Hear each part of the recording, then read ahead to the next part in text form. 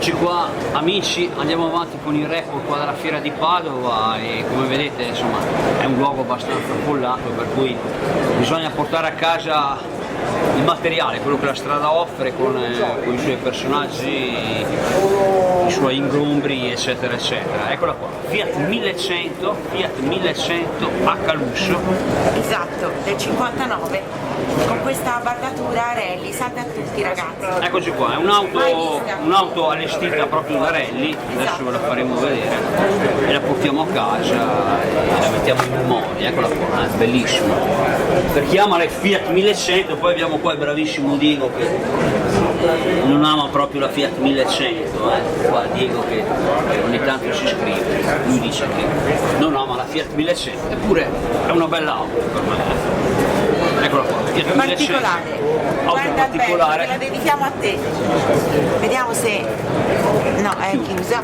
E niente, auto particolare, appunto è utilizzata appunto per queste gare rally, qualcosa, come vedete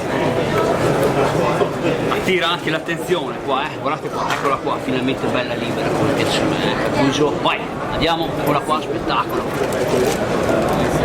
Richiamo qua il bravissimo Max, targata anche a Treviso, molto bella, andiamo a vedere qua le gomme, purtroppo è chiusa, aveva le porte aperte. Ragazzi, Tra l'altro la targa originale, ci viene detto, anche il libretto e tutto quanto. eccoci qua, andiamo qua di velocità, insomma, meritava anche questo. Certo. Facchivio, spettacolo ragazzi. Poi niente, qua per concludere avevamo una Chevrolet Corvette, eccola qua, insomma. Vediamo di sfumatura, eccola qua, guardate qua gli interni, per chi ama questo genere di auto, una Corvette, ecco qua, per gli appassionati appunto di questo genere.